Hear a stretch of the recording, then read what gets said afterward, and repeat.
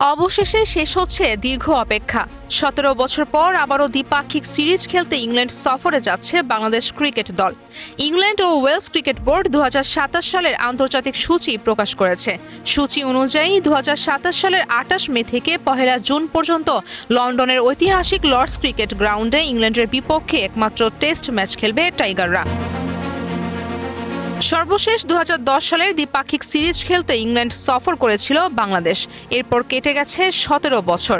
অবশেষে আবারও ইংল্যান্ডের মাটিতে লাল বলের ক্রিকেটে মুখোমুখি হবে দুই দল।